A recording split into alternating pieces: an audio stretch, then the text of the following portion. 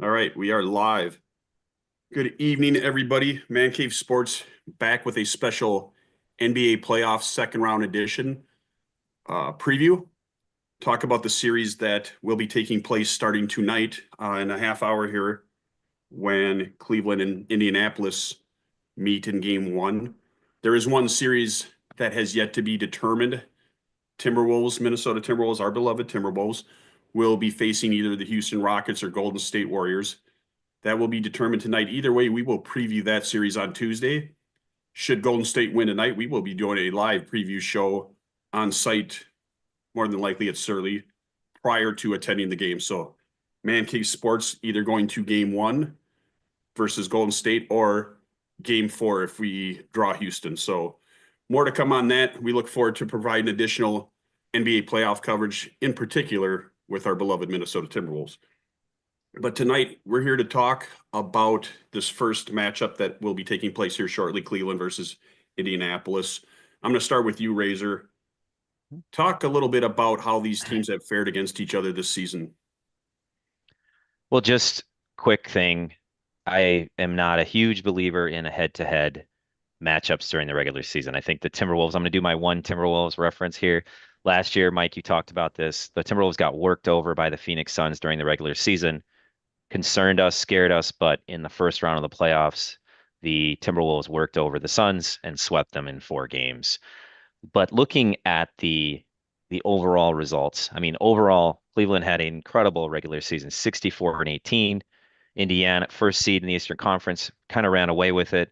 Indiana was the fourth seed in the Eastern Conference at 50-32. Another successful season, but this was a bit of a surprise to me. Indiana actually went 3-1 against Cleveland in the regular season. So again, while I say don't take that all with a grain of salt, that surprised me quite a bit. Um, and it does look like, just looking at kind of like who led the team in scoring in their last matchup on April 13th, it does look like it was a game in which they played a lot of backups. Quentin Jackson led the team in scoring for Indiana, I think, and Jalen Tyson scored 21 for the Cavaliers. So guys kind of at the end of the bench getting an opportunity. So again, I don't think there's a whole lot of meaning in that, but that should give Indiana some confidence going in, and I don't think they lack for it. They're coming off the 4-1 sweep over the Bucks Gentlemen, and gentlemen sweep, yep. And granted, Dame was out, but they still took care of business. Cleveland didn't have a whole lot of trouble against the Miami Heat. 4-0 sweep, and I think they beat them by, like, maybe was it like 50 in the closing game. So they're both coming in here riding a lot of success. Just a couple quick things though, the stats that I think that matter the most, and these are from the regular season. The It looks like, for in terms of offensive rating for the season, Cleveland was number one, Indiana was ninth, and then defensively, Cleveland was, let me just see here, Cleveland was eighth and Indiana was 14th. And I know, as we've discussed on the show before, if you have a top 10 offensive rating and a top 10 defensive rating, you tend to go very, very far in the playoffs. all Mike. right. Appreciate that information, some of the analytics going into this series. Mr. Steve, obviously we were able to watch both teams play in the first round. Both teams have a couple of legitimate top-notch players. Talk a little bit about the key players that we will see in this series. Yeah, I think on one of the big guys that we have to really watch out for, and this is going to impact the series, I think, is Darius Garland. He's day to day right now with the injury. The way that Cleveland, they're two big hitters, he and Mitchell, right? He and Donovan Mitchell are the guys that really, they're the guys that do the majority of the scoring. I mean, they run seven deep to, who does getting into double digit scoring on their team. But Darius Garland and Donovan Mitchell, with Jared Allen, those are the three guys for Cleveland. And with Darius Garland being day to day game time decision when it comes to injuries and things, that's I think, going to play into it. And you look at who's going to step up then for Cleveland if Garland can't go, or if he's not as effective, they can't give him as many minutes. He and Mitchell are running 30 plus minutes a night So you got to look down the bench a little bit more and see who they're going to be able to pull in, and more of that scoring weight is going to be transferred over to Jared Allen. And when we look across at Indiana, when you look at Siakam, when you look at Miles Turner, can they do enough to negate what Jared Allen could do? I think they can. Tyrese Halliburton, he's going to come up and he's going to get his. On paper, it's really close. I mean, some people, when you look at the eye test, it's a little bit different, but on paper, these are very close teams. Their assisted turnovers are very close. They both like to run a little bit deeper lineup. But I'm thinking from as far as the player standpoint, it's going to be Siakam and Turner versus Allen, and then Halliburton, being able to counteract what Garland and Mitchell can do. Both of them at top 10 offense and both of them at top 10 defensive ratings, but it's really going to come down to, I think Darius Garland. If Garland's able to go 100%, I don't think that Indiana is going to be able to overcome it. I think they're just, with Mitchell and Garland, that's just too much for Indiana to overcome, even though they've got a deep team and they can come at you in waves. But Garland and Mitchell are going to be, the main two. How they go is how the series is going to go.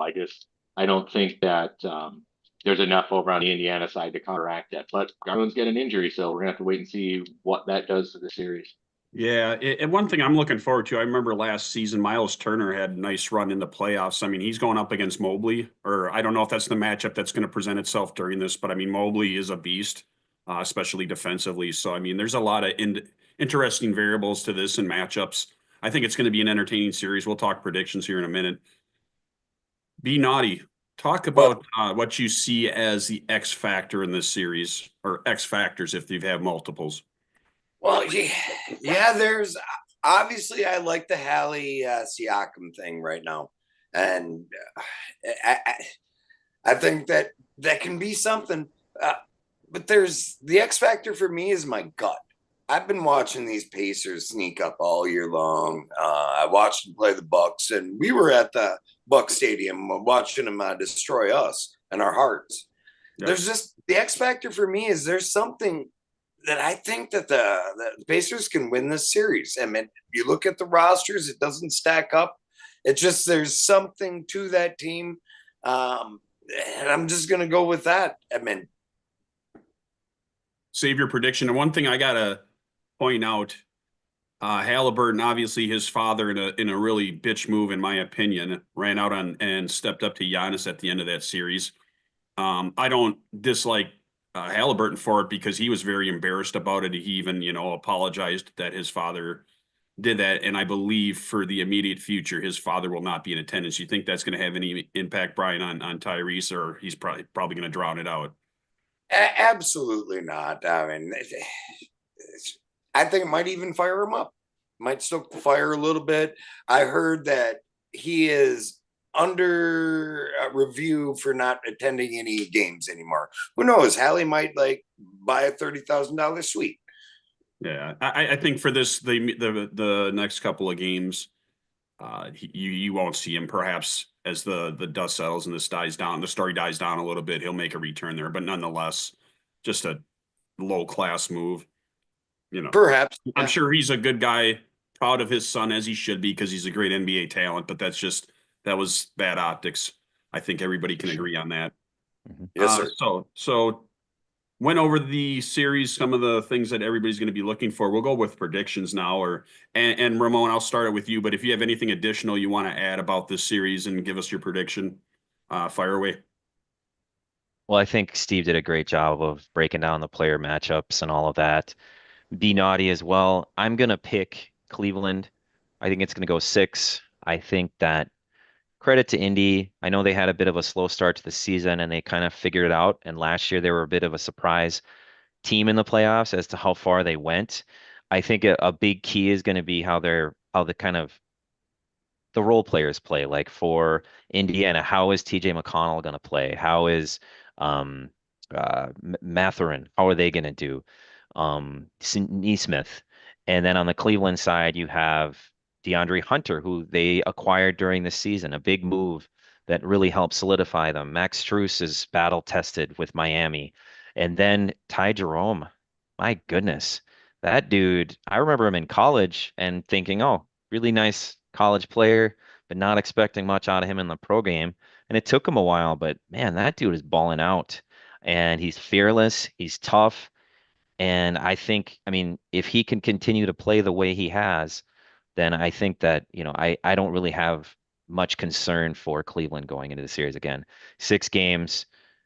Although I must say though, the playoffs they really shine a light as to who you are as a player. Some guys can really ball out in the regular season and then bang, you get in the playoffs when you're playing against all good teams. Teams are really prepared. They can hunt certain players, certain matchups, and so a person's weaknesses really get the light gets shined on them. So I mean, maybe Ty Jerome can't keep it up, but I just think the Cavaliers are just too big, too strong, and they have a go-to guy in Donovan Mitchell. I mean, I didn't even give credit to Jared Allen and Evan Mobley, and I know that Miles Turner had a good playoffs last year, but the dude. I say this because he was on my fantasy basketball team. The dude just doesn't rebound, man, at all. He's a 6'11" and he can shoot threes and he can block shots. And I love those things. I love versatility.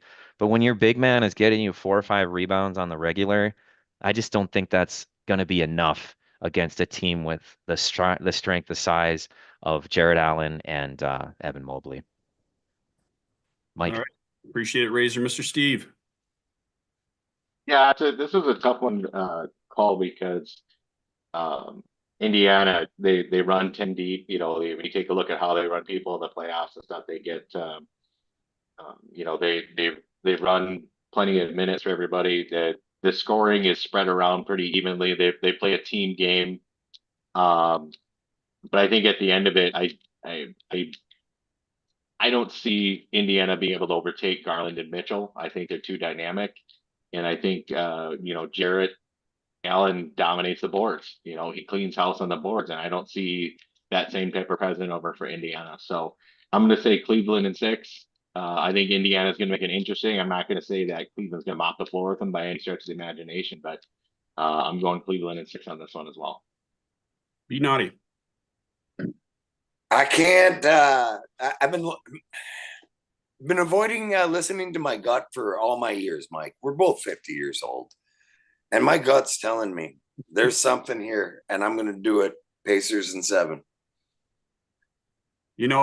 I've been on the fence with this one as well. I like that both teams have depth. If Garland struggles, they still got other players to pick him up. But I'm gonna think back to when the Timberwolves played the Pacers a while back, and I think Siakam was out.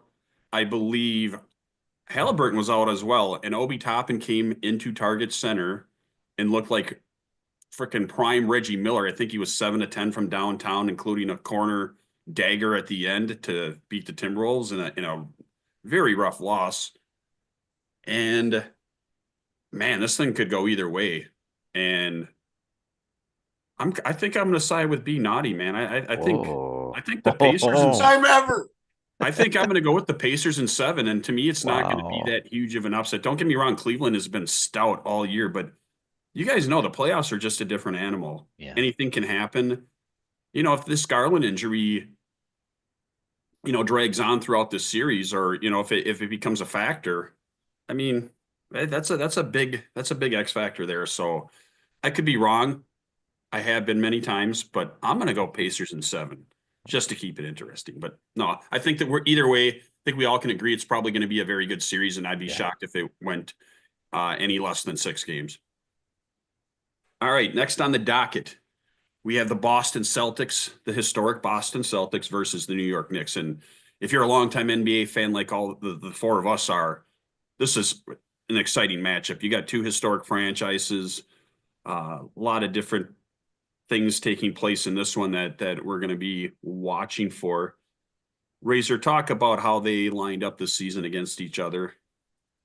Well, you got the number 2 against the number 3 seed here, right? And this kind of surprised me too. Again, I don't put too much weight on the regular season record once again, but the Celtics won the series 4-0.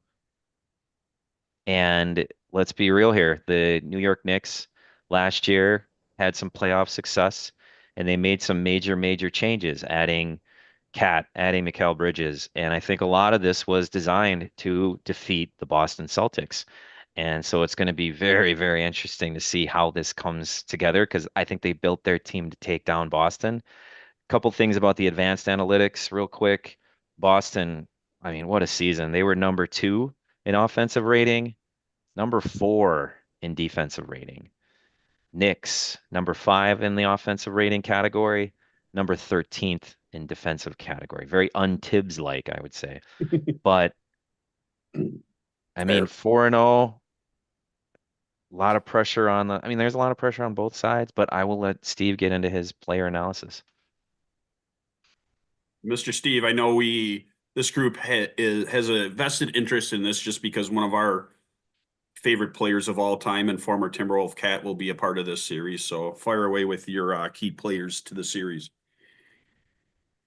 Yeah, the Towns and Porzingis, I think those two are a big piece to this.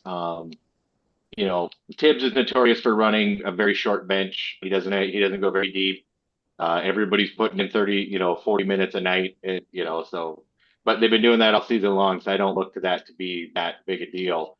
But Cat and Porzingis, I think it depends on how they neutralize. I think it depends on how the Celtics neutralize Cat. Cat's a rebounding machine this year, top 5 in boards all season long. It's really going to depend on how they can handle Cat. I think on the flip side of it, it's can Horford and Tatum do enough to continue to work the boards because they're the guys that are the supplemental when it comes to the rebound. Tatum, surprisingly enough, leads Celtics in their rebounds. Right, he's their top rebounder.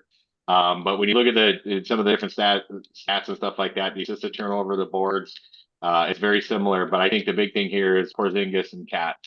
How Cat either gets utilized or neutralized by the Celtics defense, and then on the flip side of it is with Tatum and Horford being able to work together to control what happens down low. So those are what I'm looking for. Brunson's going to Brunson, right? I mean, I'm not that guy is a gamer. He's going to play his brains out. He's going to be big time impact the whole way through. But my matchup that I'm looking at is Towns and Porzingis.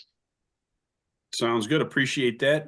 Be naughty. Give us some X factors for this series. Oh, my X factor just slots right into my happy zone because this is weird for you guys to digest, but I disagree with Mr. Steve. My X factor is Jrue Holiday, and I think that little guy's got nothing. Bloodbath, Celtics in 5. All right. Well, we weren't quite at the predictions yet, but Celtics in 5. Okay. We and then there's Porzingis, there's Horford. Horford looks like a 31-year-old out there galloping around. I mean, the X factor, Derek White, and the two guys, we don't even have to bring them up. This one just kind of seems like the easiest one of them all. Yeah, I guess I'll piggyback on a little bit of what you're saying. I just look at that. Steve, you alluded to Tibbs running a short bench. You look at that Celtics bench. I mean, they can hit you so many different ways. Nobody brought up Pritchard, 6th man of the year. You know what I'm saying? I'll get around to my prediction because I want to go to Razor for any final words in his first. But which I'll do right now. Razor, give us any additional takes and your prediction for this series. Well, I'm going to agree with B Naughty. Not quite on the prediction, but about his X factor. I think Jrue Holiday and his health are just huge in this series because that guy's defense is just all world. And the versatility in his defense, you'll see him guarding bigs effectively. You'll see him guarding point guards effectively. And it's going to be his job, if he's healthy, and hopefully he is, that he'll be guarding Jalen Brunson, right? And Jalen Brunson uses a lot of sleight of hand with his game, but he's a strong guy, skilled guy, incredible footwork. And I do believe a guy like Jrue Holiday can slow him down, has the strength, the feet, the discipline, clearly studies his craft, works on his craft defensively. And if he can play and play effectively, I do think he'll do enough to neutralize Jalen Brunson from going off in this series. And I'm with B Naughty. I do think it's going to be Boston. That pains me to say that a little bit because I do want Cat. I do want the Knicks to do very well here. But I think that really the only pathway for that to happen is for the like OG Mikal to kind of slow down Jalen Brown and Tatum just enough. And then you're going to have Cat go nuts. And Cat, I think, has played well in these playoffs so far, but I think he's still a bit inconsistent. I could be wrong on that. And then you'll have to have Jalen Brunson go off, which is, Mr. Clutch player this season. But I think when you have the ability of Boston with Drew Holiday, Derek White, Jalen Brown, I think Pritchard's even a solid defender. They just have so many guys they can go to defensively that can, put the clamps down and slow down Jalen Brunson. So I'm going Celtics. I'm going to go 6. That's where I defer with B Naughty here. And I'll just tell you this because it looks like Cleveland and Indiana is about to tip off. No Garland tonight. So that'll be something interesting for that. Oh, So yeah, they are tipping off right now, but we still got another series to do. But yeah, Mr. Steve, your prediction for the Knicks and Celtics. Any additional points as well? Uh, I think the big thing is that Brunson's seen and been through it all. Like he, most of the team last year, yeah, DiVincenzo isn't there anymore, but whatever for him. That guy's a gamer. I think this series going to come down to the performance you get out of Cat, and then the bench for the Celtics. Right, they got the 6 man. You've got some of these other people on their team. So I think it's going to go 6 or 7, but I'm going to say Boston, Boston in 6, because I just don't see, I don't see them being able to take the pounding that the Celtics can put at them. They're not there yet. They need one more guy. They need one more guy on the Knicks to be able to push past it. So I'm going Celtics in 6. Be naughty. Any additional points? You already kind of gave your prediction away prematurely, but it's anticlimactic, but you know how I feel. It's just there's too much there, and the Drew, just everything. Celts in 5, just like I said, but I would not be surprised by a sweep. But hang on, the NBA wouldn't want to not have a game 5 or 6. All right, Michael. Yeah, I think my safe pick I'm similar to the rest of you guys. I think Celtics in 6, I think is the safe pick. And a lot of it for me, like I said, comes down to the Celtics depth. And unless somebody like OG or Mikal Bridges can play a consistent series and be that threat on offense, it's just tough. I just don't think I think Steve, you said it, the Knicks are like one player away from me really being able to take them seriously as a contender. I'm just looking for an interesting series and to be entertained, and we'll see how all of these star players that are in that series perform. So looking forward to it.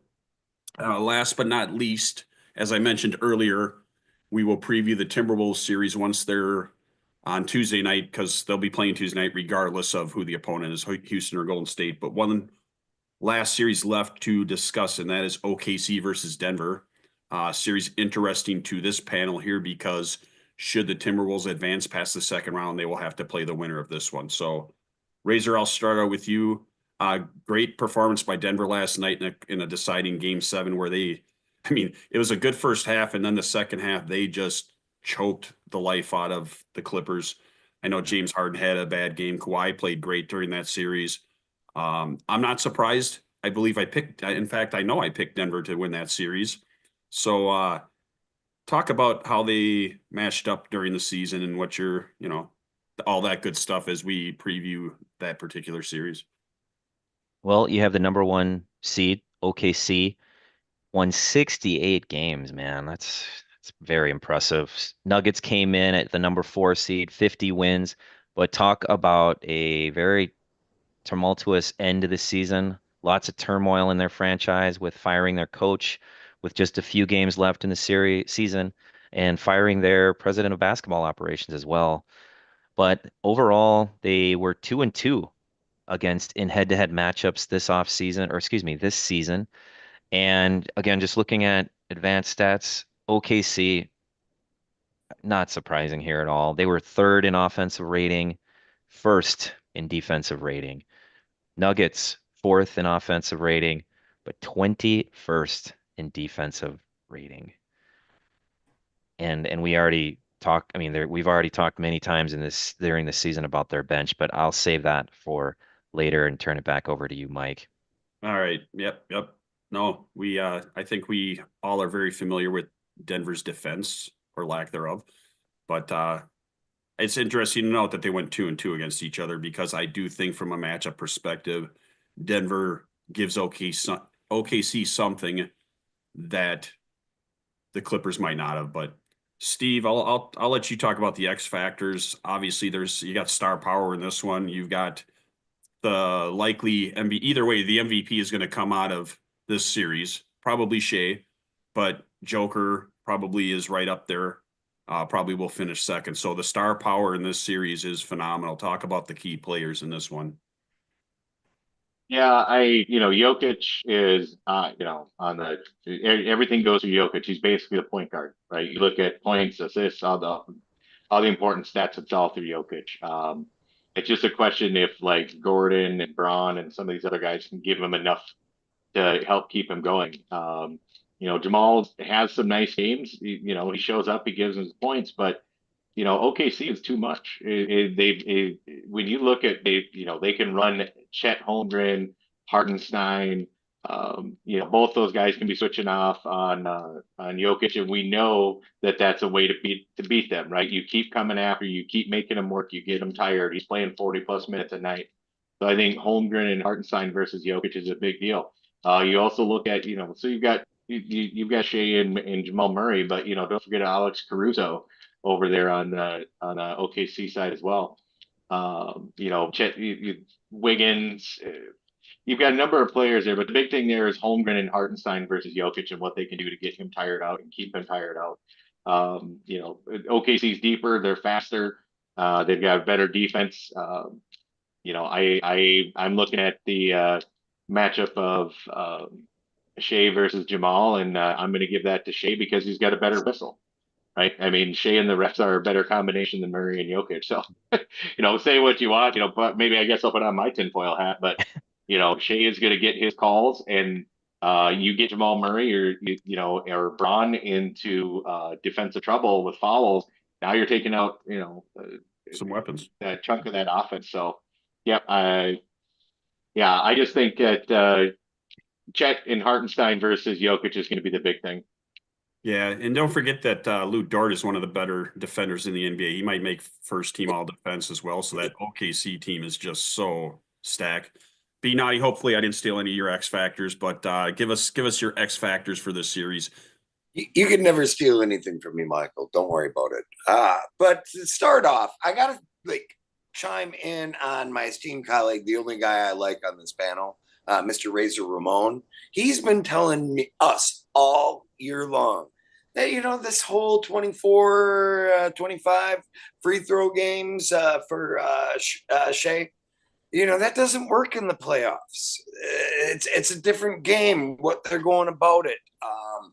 My X factor is Post Malone. Yeah, that guy. The Post Malone era. David Adelman's walking around that sidelines. Those guys are playing like they did 2-3 years ago, and I'm really enjoying it. And I think the X factor is definitely what Razor said about that free throw basketball, and playoffs are different. They swallow the whistle a little bit, and I like our guy David Adelman. All right, I'll throw one other caveat into this thing. Russell Westbrook. I've dogged on him forever, and he showed up in round one. And last night, I got to say, because I've goofed on Russ. I've started chants when he was with the Lakers there while at Target Center. But that dunk that he had in the tee that he received for it, I thought that was pretty badass. So props to you, Russ. I mean, very cool. He didn't care about getting it. I think they were up by 30, and he just wanted to, obviously it was personal for him. He was with the Clippers for a while. So good to see, and good to see playoff Russ. I mean, he's had a rough couple of years, been traded quite frequently over the last few years. I think they signed him for $3 million this year. There wasn't a big market for him in the offseason. So He's shown up in this playoffs, and we'll see what he does in this series. And former OKC Thunder as well. So I mean, I like some of the storylines that are taking place in the series as well. So looking forward to it. Razor, let's go to you with any additional thoughts and predictions. Well, you can't rule Denver out completely. They have the best player. While he might not be the MVP this season, he's the best player in the world in Nikola Jokic. You just can't rule out a team that has a guy like him that not only is great individually, but makes other people better. They're also battle tested. They won a ring a couple years ago with largely many of the same key players. But I think the keys really here are the types of defense that can be thrown at one another here. Jamal Murray, think about the guys that OKC can have guard him. You have Lou Dort, you have Alex Caruso. Yeah. SGA is a very good defender. Jalen Williams is a good defender. Cason Wallace is a good defender. And I'm probably missing guys. Not Andrew Wiggins. Aaron Wiggins, I think, is actually decent on defense as well. Isaiah Joe. Isaiah Joe. They have all these guys. Yeah. And then you have a couple, Chet is a very good rim protector. Hartenstein can help on defense as well. So I think that factor right there is just going to be too much for Denver. Jokic is going to go off in this series. I have no doubt in my mind about that. But OKC made a big move in the offseason. They got Hartenstein. While he's not even close to being on the same stratosphere as Jokic is as a player, he's a good player and he's a good defender and he's a smart defender. And Jokic isn't just going to be able to get whatever he wants easily against him. He's going to get it. He's going to get his. He does it against everybody, but it's not just going to be a walk in the park for him. So again, you can't rule out Denver in this series, but I think they're just too thin. The defenders they can put on SGA or on Jalen Williams, Christian Brown, he's good. He's a good defender, but who else? Peyton Peyton Watson. I mean, he's athletic. He protects the rim, but he doesn't really stay in front of guys at the point of attack. Russell Westbrook, I mean, as much credit as he deserves for his play in the first round, his defense isn't stellar either. So here's my pick. OKC, I'm going to say in 6. I think OKC is superior, but because of Jokic, because of their experience, I think they're going to make it a battle. But I think OKC is just going to end up being too much, too deep, too much defense. But again, credit to Denver, all of the things that have been going on, all the drama going on over there, to come out of that series against the Clippers. Very impressive. And that's another factor we have to take into account here. They just came off a 7-game series. What do they get? 1 day to prepare? I mean, they knew who they were playing already. They knew if they win, they get OKC, but you hope they weren't looking past that. They were focused on getting through first. Yeah. I mean, that has to play a huge part, that you just have 1 day to prepare, whereas OKC's been kind of sitting there waiting for them. Yeah. Yeah. And I mean, they've probably been preparing for either possibility. So OKC, I'm going to give it it goes 6. Kind of want to say 5, but I'm going to go 6 because Denver is they got Jokic. Mike. Mr. Steve, any final thoughts and your prediction? Yeah, I think I'm right along with Mr. Razor there as well. They're just Jokic is a difference maker in this from it not being a 5-game series. Everything in my head said it should be 5, but I do think Jokic is good enough to get him 2. There's just too much depth, too much power, too many good defenders on OKC side of things that they can keep coming at you. So Jokic, it could be a game like against the Timberwolves. Jokic could go off for 60 and then Denver still loses. So yeah, OKC is going to be able to pull this one out. I want to say 5, but I'm going to say 6, just because Jokic is going to Jokic. He's good enough for just 2 wins, but yeah, other than that, it'd be 5. Be naughty. Well, that's why they play the games, gentlemen. Who said that? Herm Edwards? Yeah, you play to win the game. But yes. I'm telling you, there's something that I really like with this Denver team.